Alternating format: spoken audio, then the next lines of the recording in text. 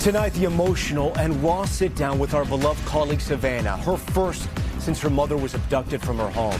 Savannah revealing the moment she realized something was terribly wrong, and for the first time sharing new information about the crime scene, including that the back doors were propped open, what she's now saying about the ransom notes, including what she thinks is real. Our experts standing by with where the investigation stands, plus how Savannah's faith is carrying her through, including the moment she says she heard God speak to her. Breaking right now, President Trump says he will sign an emergency order to pay TSA agents. What we know about the move as long lines stretch for hours, spilling outside of major airport terminals. Also tonight, President Trump extending the deadline on Iran again before the U.S. attacks the country's key infrastructure. Are the two sides talking, and the direct strike in Israel sending this car airborne? Wall Street meltdown. Markets have their worst day since the war with Iran began. The NASDAQ in correction territory, down 10% from its high. Terrifying video of a helicopter crashing while fighting a wildfire. How the pilot somehow escaped. Zooming into court, a judge scolding a woman who appeared to be driving during an online court hearing. You'll hear their back and forth. Plus, Netflix is raising prices for a second time this year. How much it will now cost you to stream. Top story starts right now.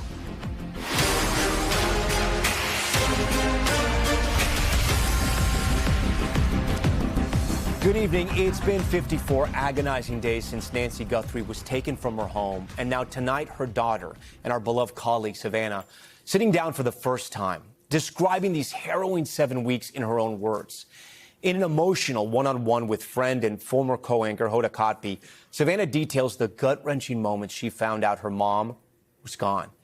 She shares what it was like seeing these chilling surveillance images for the first time and reveals new details about a back door that was also propped open that night.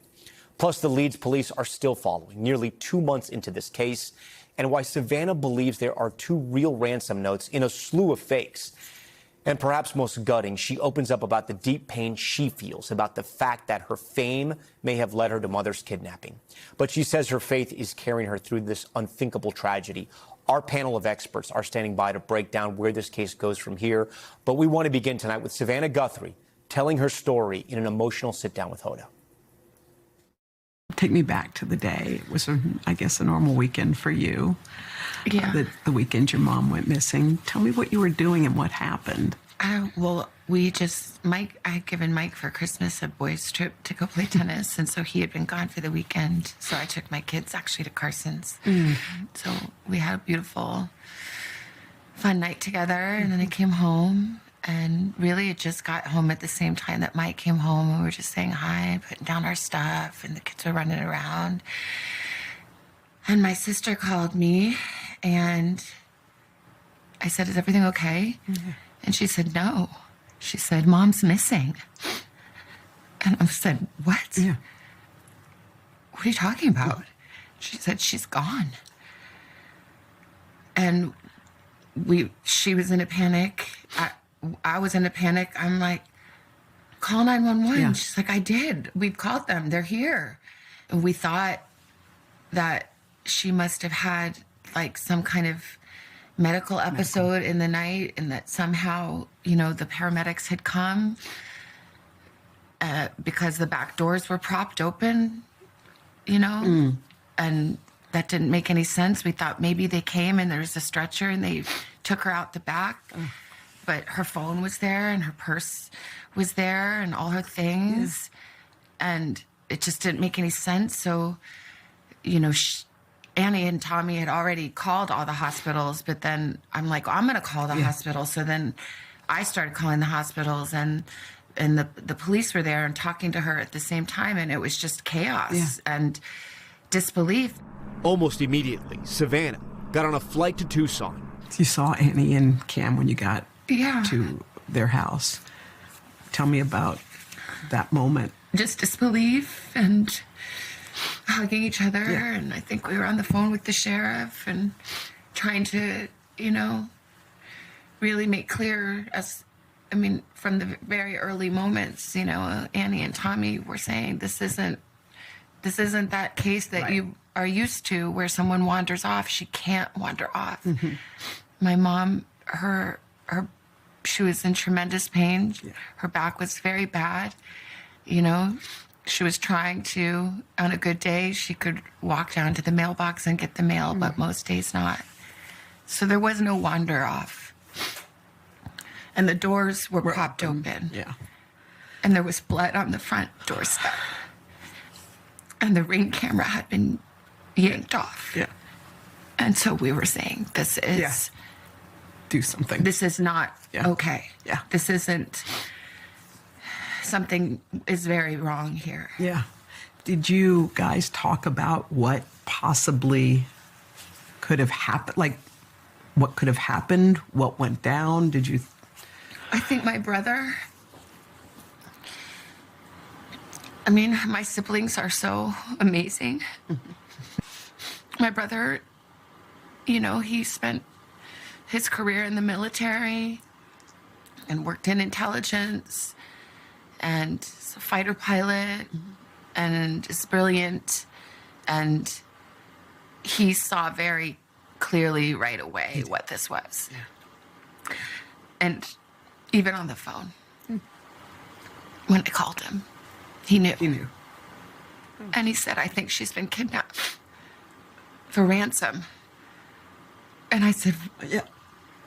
what? Yeah. Well, why? What? And then, I mean, it sounds so like, how dumb could I be? But I didn't want to believe. I just said, do you think because of me?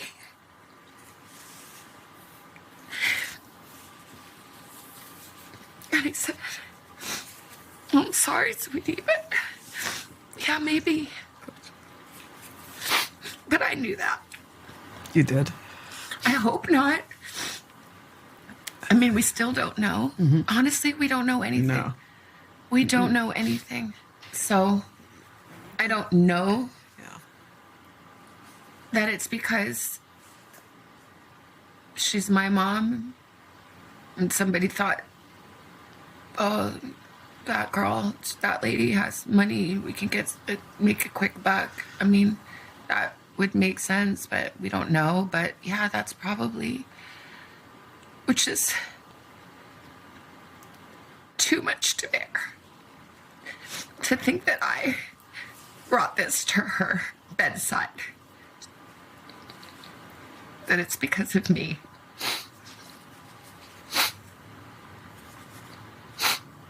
And I just say, I'm so sorry, Mommy. I'm so sorry.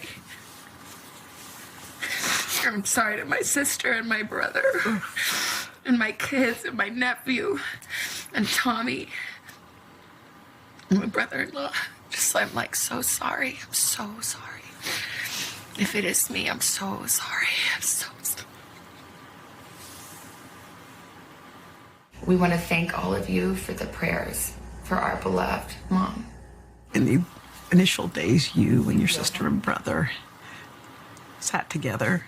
In all the despair, you sat and managed to think of words to say. How were you able to do that in that moment? Well, my siblings are amazing. And we are a unit. And I talked about how brilliant my brother is, but my sister is equally brilliant and also has special powers of intuition and faith and language and depth and heart. And I feel like we came together with all these beautiful gifts that came from our mom and dad and from God. And somehow together we did our best to come up with the words to say. And I haven't posted one thing or said one thing that the three of us haven't decided together. It is surreal. It's, how is it possible that we are having to make a video speaking to a kidnapper who took an 84-year-old woman in the dead of night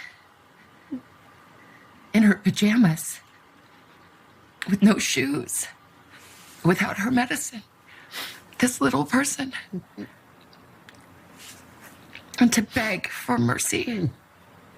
In the days after Nancy's disappearance, notes demanding payment were sent to various media outlets.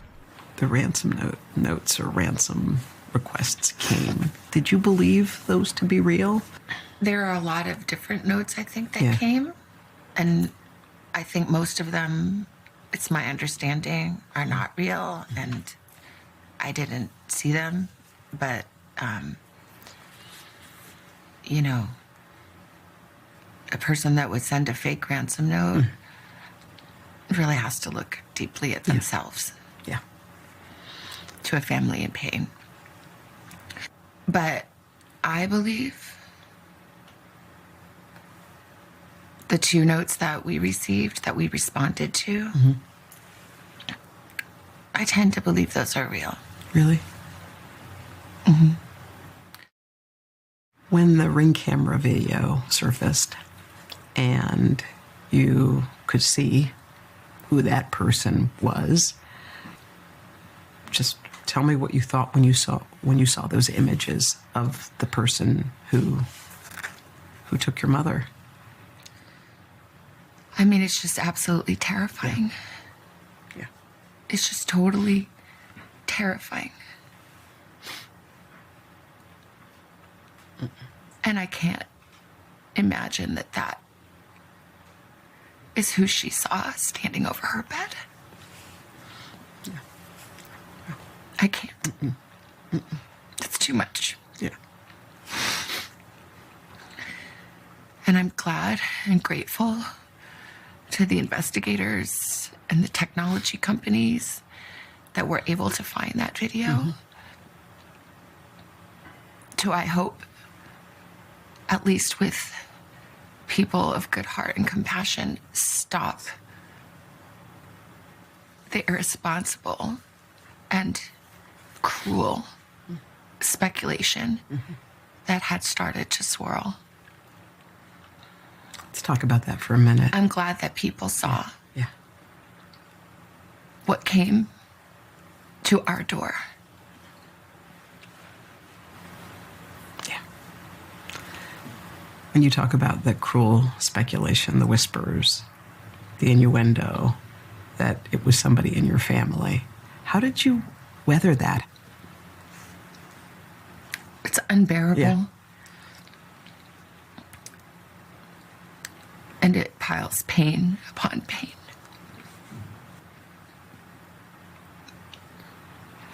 There are no words. There are no words. I don't understand. I'll never understand. And no one took better care of my mom than my sister and brother-in-law. And no one protected my mom more than my brother. And we love her, and she is our shining light. She's our matriarch. She's all we have. Savannah and her family stayed together in Arizona. We had to move houses many times because people came, and not everyone is respectful, unfortunately. You know? And there was a night we had to leave in the dark, in the desert, holding hands, me and my sister and brother and I, get into a car waiting for us because the people outside were closing in. So we found a place that was safe, and then we couldn't really leave too much. So, like, those days are a blur. Yeah. Crying and praying. How did your family feel about the way the investigation was conducted? Well, it's still going. Yeah. And Yeah. people have worked tirelessly tirelessly. And we see that. But we need answers. We cannot be at peace without knowing. And someone can do the right thing. And it is never too late to do the right thing. And our hearts are focused on that. You know, it was a hard decision for you, and I know you told me about this, was coming back here, leaving Arizona to come back to New York. Why was that so difficult, that choice? I looked out the window of the airplane and just thought, where are you? Yeah. That desert, that beautiful desert that she loves. Where are you?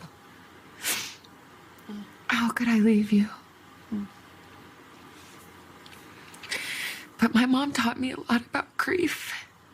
Our family knows grief. My father passed when I was 16 years old. He was only 49. It was a shock. And I remember my mom saying in those early days when Daddy died, like, you have to get up and decide and do. Just decide and do. And she had read that in a book that meant a lot to her and her grief. And so I always remember that. So I'm trying to decide and do.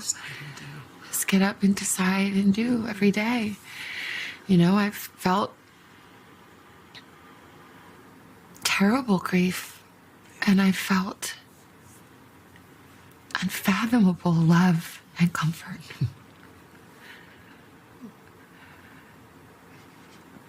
The goodness and kindness of God is remarkable, and in equal measure to my sorrow. Savannah Guthrie showing so much strength there. And later in the broadcast, we'll hear more from Savannah about her faith, a faith she says her mom Nancy instilled in her. And of course, our thoughts and prayers are with the Guthrie family tonight. We did learn a lot in that interview, and I want to bring in our panel of experts to talk about those revelations and about where the case goes from here. There are people who have been following this case for us in this story for more than 50 days here on Top Story. I'm joined tonight by Mary Ellen O'Toole, a retired senior FBI profiler, John Monahan, a former NYPD captain, and Brian Martin. He's a homicide and cold case detective, his first time on Top Story. Mary Ellen, I wanted to start with you. We heard from Savannah there that the back doors were propped open when the family and the police got to the house. What does that tell you about this crime and about the suspect? I thought that was an incredibly important piece of information, and to me, it suggested that the offender or the offenders propped open those doors. It also suggested to me that they may have carried Nancy out of the home and not walked her out of the home.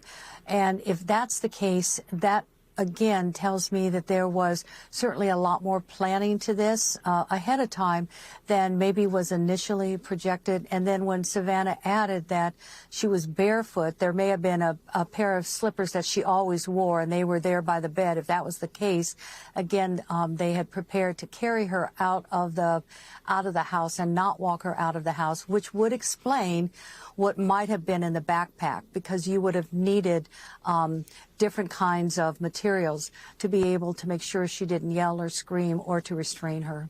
And I noticed you said they. Do you think there's more than one suspect? When I heard them talk about propping open the door, which to me suggested they could have carried her out, that might have suggested two offenders. But I will say this, when you have two offenders, there's usually one who is not as committed to the crime or the aftermath of the crime. That person would be more, I think, affected by what we heard and we saw during Savannah's interview just now. So, Brian, we talked about those back doors being open, but we saw the suspect on camera at the front door, which was also where the blood was found. What do you make of this information? I find it very interesting that the back door was obviously used in some manner, whether it was to enter the home or to exit the home. I like the fact that there's blood drops out front. And if we're to believe that Miss Guthrie was carried out of the home, it's also logical to believe that maybe one of the assailants left those blood drops out front, and that will provide vital information as to who they are. In the picture of the one assailant, you do see that he's wearing some type of latex glove. That's a little concerning because it obviously could hinder the possibilities of DNA and getting touch DNA. But I would not count anything out of the picture as far as DNA evidence, especially with the blood droplets and the fact that they had to move through the home if they went from the front door to the back door. And I have found that when somebody comes into a home, and they're going to leave a trace, they're going to leave some part of them or some part of and add to that crime scene. And that's always beneficial to help identify our assailants. John, a lot of information that we learned that is new to the public. Investigators obviously have had this information. You've been talking to us about this since day one here. You've learned this new information. What do you gather? How does it change your theories or your thoughts on this? Doesn't change it much. My thoughts are that he's not a criminal. I look at that video, I don't see a criminal. I see a mentally ill patient. And instead of looking for a criminal, Tom, there's two parts to this. I do believe that Nancy may still be alive and may be out there, if it is what I think it is. Why do you say that? How can you say that?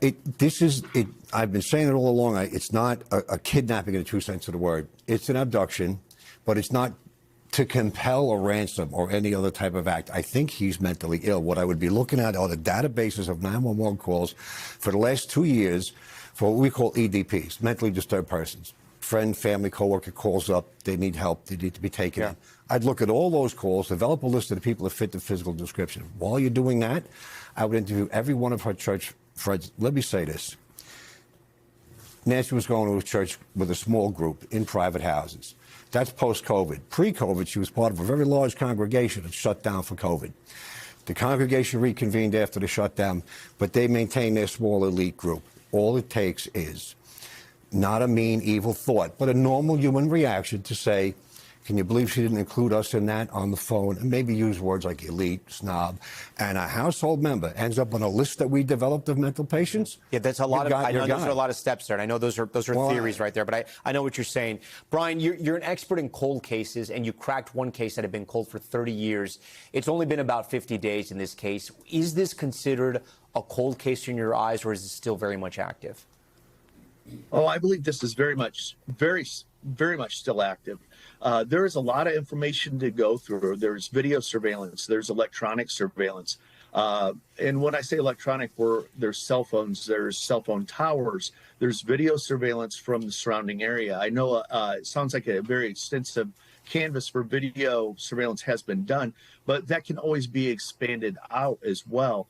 And you never know what you're going to get back from a cell phone or a cell phone tower, and to weed through that information and start cross-referencing against tips, watch pattern of life for vehicle traffic or foot traffic that may have been around the area for the week or two prior that you now don't see, and ask the investigators will ask the question, okay, why did we see this every day? Why did we see, for example, a red truck go by every day for 2 weeks, and now we haven't seen a red truck since the abduction? Mary Ellen, about the ransom notes, Savannah says she believes two of them to be real. What do you make of that there was indeed, if it is true, two ransom notes, and they have since maybe stopped, from what we know, because we don't know if they've continued? Certainly, great question. So if the ransom notes stop, that could be because the offender felt that they were too much attention was being paid to the case. But one of the things that what I think was really striking to me is that even if the ransom notes are genuine, it seemed to me that even more so that Samantha was really the second and maybe the primary even victim in this case.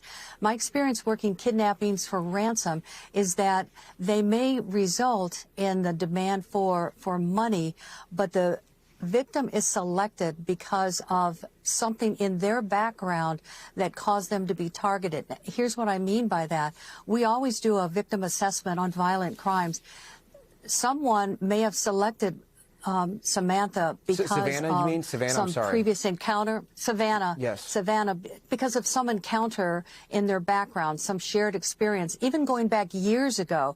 So doing a full assessment of her background, who she's talked to, her experiences, along with Nancy, can be extremely helpful, because I think the question for me, was it just for money, or was it because there was a perceived wrong with Savannah, who also happens to have maybe quite a bit of money? So I think that's an important distinction there. Yeah, John, what do you make about the ransom notes? It's not something you hear about as much as you did, I would say, in the 80s and 90s. Maybe they're not as high profile, they don't get as much attention, but this feels like a different time in our country, and yet now we're hearing about these 2 ransom notes and this abduction. I don't think they're real. I don't think it's a traditional kidnapping. It's unlawful imprisonment by a psycho. The guy's nuts. I don't think the ransom notes are real. And if I'm right, that means there's a chance she's okay, because a psychotic person like that is going to try to care for her. You know how they found the backpack where it was purchased? Are they looking for the meds that she's supposed to be on? Because someone like this, who's doing this for a very odd, non-compelling motive, would be trying to take care of her. Yeah. Let's have hope that that's the case. Brian, what do you make about the ransom notes, which seem to be the other sort of big clue that we learned about here? I think we have to take the ransom notes for what they are. And what I would try to do is I would try to glean additional evidence from those. Have the FBI do a workup. They'll analyze the handwriting. They'll analyze the tone in the letters. But we could also try to get fingerprints from the letters. There's also a potential of gathering DNA from those letters. And at some point, if the letters would ever be released, there's a possibility that if it's a unique writing style or verbiage that is used, there's a possibility that a family member or a close friend of the assailant could recognize that writing and help point us in the right direction as well. Mary Ellen, Savannah has gone public now. How can this help her case? It really can help her, because we believe there are people that will really empathize with her. There are people, these people will suspect or maybe even know that their next door neighbor or someone that they know that they're related to is responsible for this. And I know it's been a very long time, but even following the Unabomber, which was years in progression, once the manifesto was published in the newspaper, his brother came forward because he recognized the writing, but also there was a sense of the damage that his brother had done with all the prior bombings. And so I think this appeal to someone that knows the offender or the offenders, that has empathy for what Savannah is going through, can be very compelling and can be very successful. All it takes is that person to come forward. Before we go, John, briefly, how do you keep the investigators intense? How do you keep them motivated? How do you keep them on this case after 50 days? Conduct more and more interviews. No matter who you've interview them a second time and a third time. And a good investigator knows how to let them talk and just listen. Find out about people in their lives. This guy's connected to them. I don't think the ransom notes are real. I think he's psychotic. He's a mental patient. They should be looking at those databases. It's a whole new avenue to look through. Look for people who have been treated for mental illness, who've been brought into custody for mental illness, potentially violent. That's a new avenue. John, Mary Ellen, and Brian, we thank you for joining us tonight. If you have any information about the disappearance of Nancy Guthrie, here is that FBI tip line once more. A reminder, those tips can be made anonymously, and there is a reward. You can see even more of Savannah's interview tomorrow morning on Today and here on Top Story as well. Still ahead, we're following breaking news on TSA travel meltdowns. President Trump set to sign an emergency order to pay TSA agents. What it means as security lines stretch for hours. Also breaking tonight, President Trump extending the deadline for negotiations with Iran, where the volatile situation stands. And runway intruder, a man running onto the tarmac after plowing through an airport gate, how he nearly made it on board a plane. Stay with us.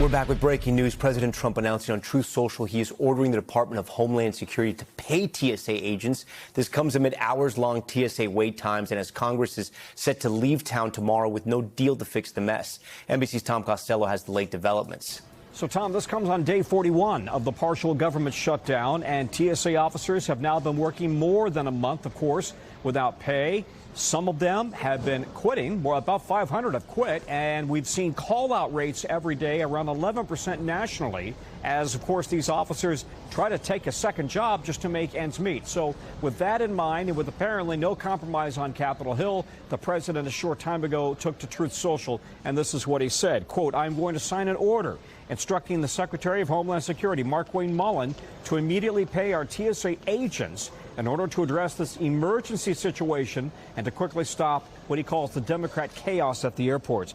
Calling it using emergency or calling it an emergency allows him, therefore, to draw on unused government funds and apply those funds to pay these TSA officers nationwide. 50,000 of them now, of course, have gone without pay. They've missed a total of 1.5 paychecks, 1 3/4 of a paycheck, and they're expected to miss another one tomorrow. So for a lot of them, this has really become a matter of day in and day out survival, not able to pay the rent, the mortgage, struggling to put gas in the car, struggling to buy food. All of the above have really put a lot of pressure on these TSA officers. And then, of course, the administration, the Republicans, and the Democrats are feeling the heat from the traveling public during spring break with these horrifically long lines at some airports.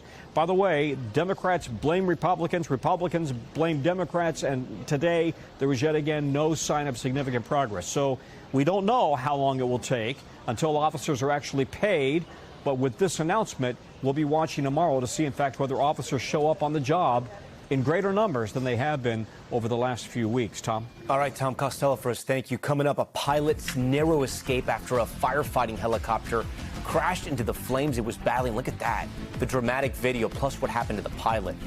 And Netflix price hike. The company raising costs on all subscriptions. Will tell you by how much. Stay with us.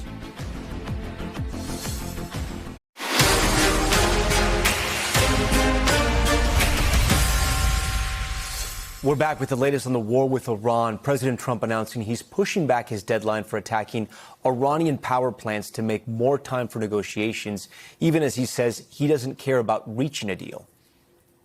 They're begging to make a deal. I'm the opposite of desperate. I don't care. I want to know. In fact, we have other targets we want to hit before we leave. And tonight, Iran launching a new wave of strikes, including this one. Look at it, that hit a residential street in Israel, just sending that car airborne on impact. The attacks coming after Israel's military said it killed the Iranian naval commander in charge of the Strait of Hormuz. NBC senior White House correspondent Gabe Gutierrez has been tracking all of this from the White House. And Gabe, so the president is extending that deadline by 10 days. Explain what's happening now. Yes, Tom, a lot of fast-moving developments late today. The president posting that, as per an Iranian government request, he's now pausing that deadline, as he mentioned, to strike Iranian energy plants by another 10 days. He added that negotiations are going very well. And, Tom, this is despite those ongoing airstrikes throughout the Middle East. Now, Pakistan's acting as an intermediary. The Iranian foreign minister, however, insists that these are not formal negotiations. And according to Iranian state TV, Tom, the regime rejected the U.S.'s 15-point peace plan. Now, also today, as you're seeing right there, this was the president's first cabinet meeting since the war began. And the president revealed what he meant when he referred to a present from the Iranians that made him think new talks were worth it. He first mentioned it earlier this week. He now says Iran allowed 10 oil tankers to safely pass through the Strait of Hormuz. The White House, however, has not provided any more details about those ships, Tom. And then, Gabe, while I have you here, if you were looking at your 401k today, it was a little tricky. The war is also hitting Wall Street pretty hard. Yes, extremely hard. That uncertainty about this war is helping push the NASDAQ down 10% from its previous high. It's now in correction territory. And today was actually the worst day for the S&P 500 since the war began. Also, crude oil prices just shot back up to around $93 a barrel, Tom. All right, Gabe Gutierrez tracking it all. Gabe, we appreciate that. Here to discuss the state of the war is retired General Mark Kimmett. He's a former Assistant Secretary of State for Political Military Affairs under George W. Bush. General, we thank you for joining Top Story. With the president further delaying strikes and dismissing the need for a deal, what's your sense of what the U.S. strategy is right now? Well, I think it's twofold. Number one, there will be negotiations. It is true they're not face-to-face negotiations or either proximity talks. They're indirect negotiations at this point, indirect talks, where they're basically handing pieces of paper through the Pakistanis. But this is where it starts in terms of negotiation. But I think the president is also committed to fighting his way to the negotiating table, which is he may take a pause here and there, but he appears to be committed to continuing the war until there's a resolution in the favor of the United States and Israel. What do you take of the president's comments that Iran is desperate? Do you believe that? Look, I think when you're talking about negotiations, what you say in public and what you say in private are often, if not usually, different things.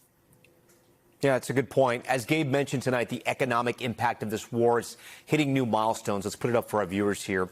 In large part because Iran has stopped movement in the Strait of Hormuz, our average national gas price is now $3.98 per gallon. That's up a full buck since this time last month. Outside of a deal, does the U.S. have military options to get the strait flowing again? Well, we certainly have a lot fewer options that we had during the 1981 to 1988 tanker war, where we escorted the Kuwaiti tankers through the strait. I think the best option, oddly enough, is to have our allies do this. We're a belligerent in this war. We are seen as the enemy. So for us to try to go through the Strait of Hormuz would be considered a wartime act. On the other hand, those who need the oil and liquid natural gas more than anybody else are the Europeans and the Chinese. They are not belligerents. And does Iran, by attacking them, want to bring them into the war? General, there seems to be two schools of thought here. One, they're going to keep negotiating. They're going to try to strike a deal. Or two, this is all a masquerade. It's a mirage, if you will, because they're going to eventually send ground troops and try to take Karg Island there in the Strait of Hormuz and then try to control the strait. What school of thought do you think is right? Well, I think connecting Karg Island, which is the source of revenue for the Iranians, and taking the Strait of Hormuz, which is a strategic choke point, are two different issues. Putting the 82nd or the Marines onto Karg Island does not seem to me to be the wisest way to prevent that oil from leaving Karg Island. That doesn't mean we need to destroy the infrastructure. Perhaps a cyber attack on those pumps, perhaps a limited attack on the transmission lines. I think there are ways to stop the oil coming out of Karg Island without putting American boots and troops on the ground. Do you think we're going to see troops on the ground? I would like that this administration does everything in its power to try to solve the problem before they consider putting boots on the ground. Who do you think has the advantage right now, General? I would say that we have the advantage in terms of attrition warfare. We're knocking out their capabilities significantly. I fear that that's very much like a body count from Vietnam thought process. The more you break, the closer you are to peace. The Iranians use a resistance model, a resistance warfare, where they believe they take the heat, they take the deaths, those are just martyrs, and they wait us out. Very much like their Afghan neighbors who believe that the Americans may have the watches, but we have the time. General, it's great to have your opinion, and we appreciate you being here on Top Story. Now, Top Story's news feed, we're going to start with some breaking news. Alleged serial killer Rex Sherman is now expected to plead guilty in the Gilgo Beach murders. This, according to two sources familiar with the case who spoke with NBC New York's, Greg Sergel. Sherman is charged with the murders of 7 women whose bodies were found buried on a Long Island, New York beach. He was arrested back in 2023, more than a decade after the remains were discovered. Sherman is expected to make that plea change in court on April 8th. And just in tonight, the White House announcing President Trump's signature will appear on printed currency. It's a huge first for a sitting president. The White House says the move is to mark the country's 250th anniversary. Treasury Secretary Scott Bessent's name will appear on currency as well. And dramatic video showing the moment a helicopter crashes down in South Africa. Take a look. You see it as it falls before slamming into the side of the mountain. The helicopter was part of a crew fighting a fire in the area. Local media reporting the pilot only sustained minor injuries. And Netflix subscriptions got a little more expensive today. The streaming giant raising prices for all of its plans. The ad-supported option is up $1, now $8.99 a month. The standard plan is increasing by $2 and will cost you $19.99. And premium plans also going up by $2 to nearly $27. It's the second price hike in a year. Just ahead, chaos on the tarmac, an alleged drunk driver plowing his car through an airport gate before trying to board a plane. What happened next? Plus, you think I'm that stupid? A judge blasting a defendant appearing to drive during a Zoom court hearing. You'll see those wild exchanges. Stay with us. We are back now with a shocking scene on the tarmac of a Florida airport. A man who authorities say was drunk crashing through a gate and attempting to board a running plane. NBC's George Solis has the video. Unnerving moments on the tarmac in Daytona Beach, Florida. We've got a vehicle on the airport that is doing donuts. Authorities say that's Brian Parker caught on video running towards his plane. Police in pursuit as he attempts to board the aircraft but was unsuccessful. We had a blue Mustang pop onto the field, park on a taxiway, and we're trying to get a hold of the guy who came out of it now. Authorities say the 58-year-old initially rammed his Ford Mustang through the gate of Daytona Beach International Airport, entering the active taxiway and runway, sparking an immediate emergency response, nearly striking a flight school plane. Another angle appearing to show the suspect sprinting towards this moving plane. Student pilot Skylar Ingber was there. I don't know how he didn't hit somebody or we didn't hit somebody. And I was pretty shocked to see him get out of the car and start running around on the airport's grounds. Parker was eventually apprehended. The Volusia County Sheriff's Office releasing video of his arrest, saying he was highly intoxicated. I went to an AA meeting, and next thing I know, I'm doing cocaine, drinking, and smoking pot. So you were doing all kinds of drugs and ran through a gate? Yeah, and I crashed my car. The airport today writing no aircraft operations were affected, and the incident is under investigation. Parker now facing a number of charges, including felony trespass and indecent exposure. The shock on the tarmac coming to a speedy close. George Solis joins us tonight. And George, that suspect appeared in court today. What did we learn? Yeah, Tom, the judge saying she had a number of concerns based on the seriousness of the allegations. He was assigned a public defender, and he tried to argue for a case for bond. Ultimately, it was denied. He is set for another pretrial hearing date at a later time, but basically saying he was denied bond, very concerned about the allegations, and that's where the case sits for right now. Tom? Okay, George Solis for us. We want to turn now to Michigan, where a virtual court appearance is taking the internet by storm after a defendant went toe-to-toe with an angry judge over a single, clear accusation that she was appearing while driving. Here's Maggie Vespa. You cannot be driving, ma'am. What are you doing? Come on. I'm not driving. I'm a passenger in a car. Tonight, virtual courtroom drama gone viral after a Michigan woman zoomed into her appearance Monday, seemingly from behind the wheel, though Kimberly Carroll claimed otherwise. I'm sorry, I have an emergency. I'm going out of town for a family member, but I will have my driver pull over. Detroit area judge Michael K. McNally not having it. Am I crazy, or does it not look like you're driving that car? I'm not driving the car. I'm a passenger in the car, sir. Judge McNally demands Carroll, the defendant in a civil debt collection case, turn the camera. Let me see the driver. Hang on one second. Now. I have to ask their permission. Now. Oh, you're not in the you weren't in the driver's side. You think I'm that stupid? In the post-pandemic era of virtual appearances, viral mishaps are stacking up, like this overexposed police officer in Detroit. You got some pants on, officer? No, sir. That same judge scolding a multitasking mom. I am properly dressed. Is that a roll? And who can forget this Texas lawyer famously stuck in a feline filter? Don't know how to remove it. I've got my assistant here. She's trying to, but it's not. I'm not a cat. The misbehavior on Zoom has dragged down the level of decorum such that judges routinely, and I can't believe I'm saying this, have to tell litigants on Zoom to put a shirt on, get out of the bathroom, or stop driving your car. As for Kimberly Carroll, I'm entering a default judgment. You lied to me. She's not responded to our request for comment, and it's unclear if she has an attorney. I'm not putting up with the nonsense. Good luck to you. And with that, Maggie Vespa joins us tonight from Chicago. Maggie, that video, it's just so wild to watch. At one point, the defendant and the judge even argued over whether driving during court was against the rules. So is it?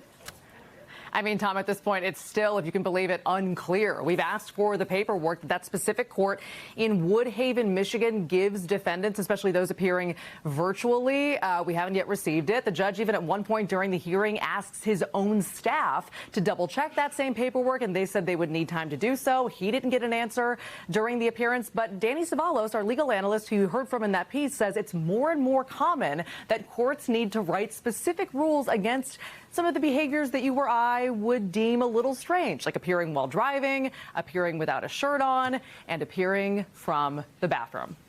Tom? Yeah, you sort of hit them all there. Okay, Maggie Vest before us. Maggie, we thank you for that. Still ahead tonight, we're going to take a turn and go back to our good friend Savannah. In her own words, the emotional sit-down weeks after her mother's disappearance, the moment she says she heard God speak to her as she holds on to her faith in this unimaginable time. Stay with us. Finally tonight, Savannah Guthrie's unwavering faith, instilled by her mother, Nancy, has given her the resilience and hope during the darkest time imaginable. Here is more of her interview with Hoda, reflecting on the power of prayer. When you posted, "Please pray," in the beginning, the ocean of love and prayers, did you feel that? Did you sense what was happening? I do feel prayers, you know, I do. I believe that. I think she would have been just amazed. Just truly amazed. Tell me about your mommy. Just tell me about her. My mom she's incredible. She's resolute and strong. Quiet strength, quiet faith, but hard fought. She's funny and a little mischievous, I would say, in her humor. She's a noble creature. She does what's right. She walks in faith, but not a fake, pious, put on faith, but like a grounded, earthy, she fought for it faith. She stayed strong for us. She was resolute. She was real. She grieved. I remember moments in my childhood, in those days after my dad died.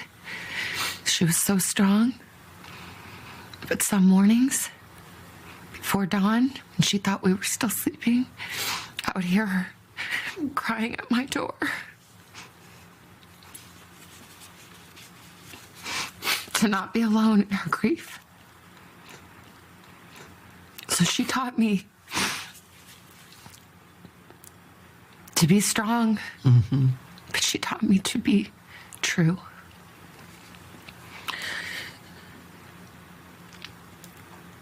My faith is strong and resolute. But I, early on, felt that I heard, for one of the very few times in my life, I did hear God speak to me.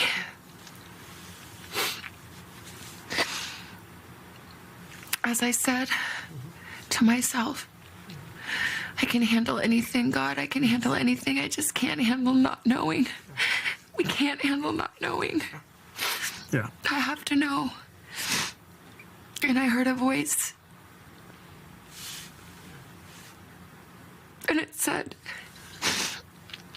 "You do know where she is. She's with me. She's with me." So whether she is on this earth still, or whether she is in heaven, I know where she is. I know who she's with. But we need to know. Savannah Guthrie talking about her faith there, still ever strong. Again, if you have any information that could help investigators find Nancy Guthrie, here is that FBI tip line, and you can see even more of that powerful interview with Savannah and Hoda tomorrow morning on Today. That's going to do it for us tonight. We thank you for watching Top Story. I'm Tom Llamas in New York. Stay right there. More news on the way.